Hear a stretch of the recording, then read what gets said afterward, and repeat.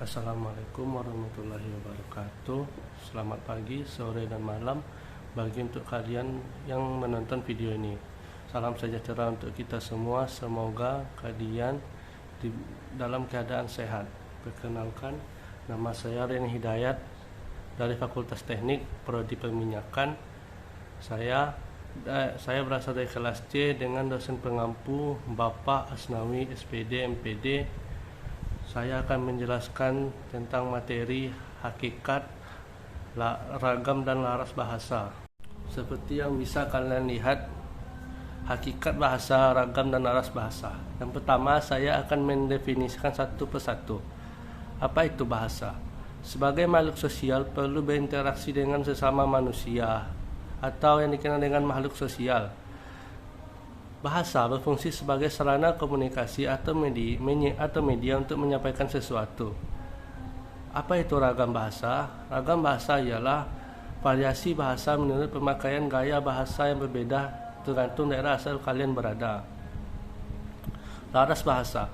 Laras bahasa adalah kesesuaian fungsi antara bahasa dan fungsi dari bahasa tersebut. Ciri-ciri hakikat bahasa adalah bahwa bahasa sebagai lambang berupa bunyi, bersifat arbiter, produktif, dinamia, beragam, dan manusiawi. Ya, di slide ini kita akan menjelaskan apa itu hakikat bahasa yang telah kita sebutkan di slide sebelumnya. Bahasa sebagai sistem atau lambang bahasa adalah sebuah sistem yang artinya bahasa itu dibentuk oleh sejumlah komponen yang berpola secara tetap dan dapat dikaidahkan. Sebagai sebuah sistem, bahasa bersifat sistematis, yang artinya sudah ada aturannya. Sistem bahasa berupa lambang dan bunyi. Bahasa bersifat arbiter, artinya hubungan antara lambang dengan yang dilambangkan tidak bersifat wajib, bisa berubah. Meskipun lambang-lambang bahasa itu bersifat arbiter, tetapi juga bersifat konvensional.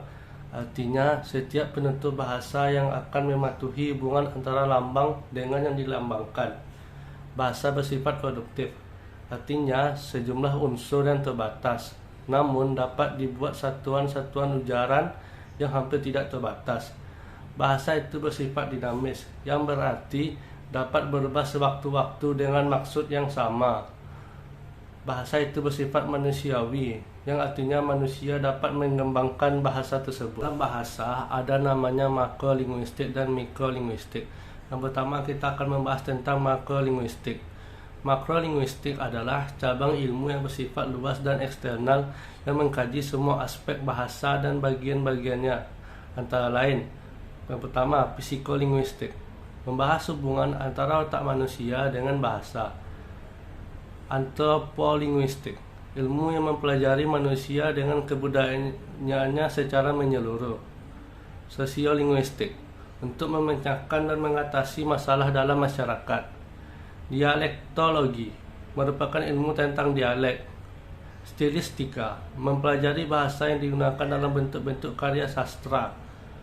Filsafat bahasa, gabungan linguistik dan ilmu filsafat. Filologi, ilmu bahasa dan sumber sejarah yang ditulis. Dan selanjutnya kita akan membahas tentang mikrolinguistik.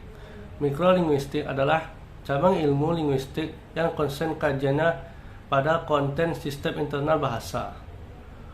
Yang kajiannya berupa: 1. Fonologi, membahas tentang bunyi. Yang kedua, morfologi, membahas tentang menyelidiki struktur kata dan cara pembentukannya. Yang ketiga, sintaksis, memaknai arti satuan kata. Yang keempat, sematik, menyelidiki makna bahasa baik yang bersifat leksikal, gramatikal, ataupun kontekstual.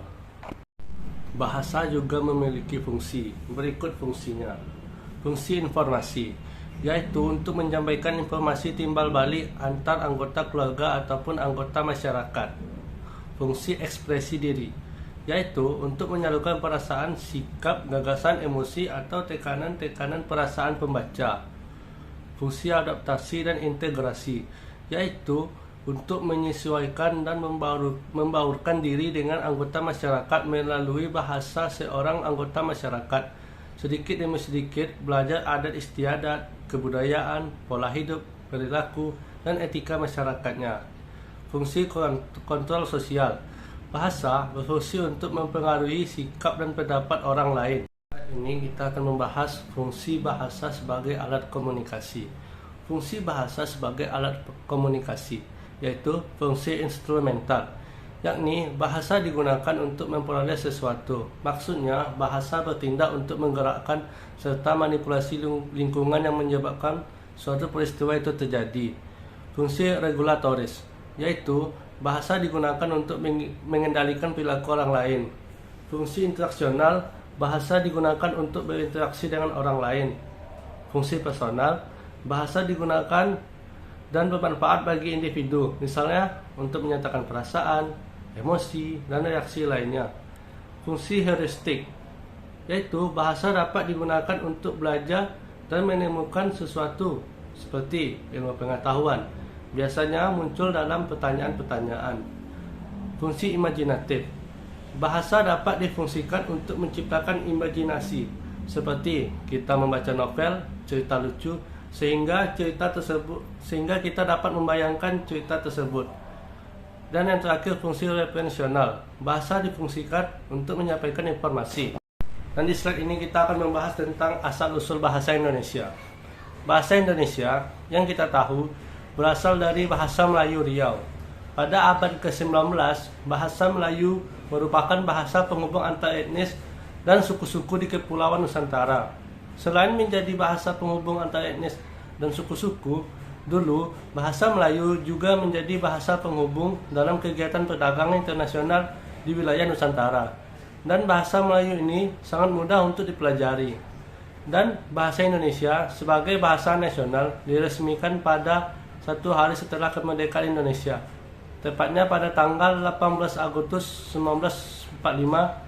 Bahasa Indonesia secara yuridis formal diakui sebagai bahasa resmi negara dan bahasa persatuan bangsa. Bahasa Indonesia adalah bahasa resmi negara Indonesia, mempunyai fungsi khusus. Yang pertama, bahasa resmi kenegaraan, bahasa pengantar dalam dunia pendidikan, bahasa resmi untuk kepentingan perencanaan dan pelaksanaan pembangunan nasional, serta kepentingan pemerintah, dan alat pengembangan kebudayaan, ilmu pengetahuan, dan teknologi.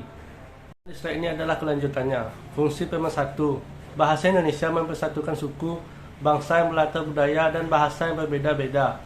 Fungsi pemberi kekasan bahwa baku membedakan bahasa itu dengan bahasa lainnya. Fungsi penambah kewibawaan bagi orang yang mahir berbahasa Indonesia dengan baik dan benar. Fungsi sebagai kerangka acuan, bahasa baku merupakan normal dan kaidah yang menjadi tolak ukur yang disepakati bersama untuk menilai ketepatan penggunaan bahasa atau ragam bahasa.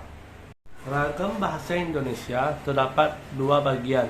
Yang pertama, ragam menurut golongan bahasa. Ragam daerah dikenal dengan nama logat atau dialek. Ragam pendidikan terdiri atas ragam bahasa baku dan non-baku. Dan sikap penutur dikenal dengan langgam atau gaya. Ragam menurut jenis pemakaian bahasa. Yang pertama, ragam dari sudut pandang, bidang, atau pokok persoalan. Misalnya, ragam bahasa di bidang politik. Dan ragam menurut sarananya, ragam lisan dan tulisan. Variasi bahasa, sebenarnya ada banyak jenisnya, tapi saya hanya membuat 3 saja. Yang pertama, variasi sosial. Akrolek, variasi bahasa yang dipandang lebih bergengsi atau tinggi kedudukannya. Basilek, variasi bahasa yang dipandang kurang bergengsi atau rendah kedudukannya. Vulgar, variasi bahasa yang menunjukkan bahwa penuturnya dari kalangan orang bodoh atau kurang terpelajar. Slang, variasi bahasa yang bersifat khusus dan rahasia karena dipakai oleh komunitas tertentu dan orang non-komunitas tidak boleh mengerti. Kolokial, variasi bahasa yang biasanya digunakan sehari-hari dalam situasi non-formal. Jargon, variasi bahasa yang pemakaiannya terbatas pada kelompok-kelompok sosial tertentu, bersifat khusus namun tidak rahasia. Argot, variasi bahasa yang dipakai oleh kalangan profesi tertentu yang bersifat rahasia.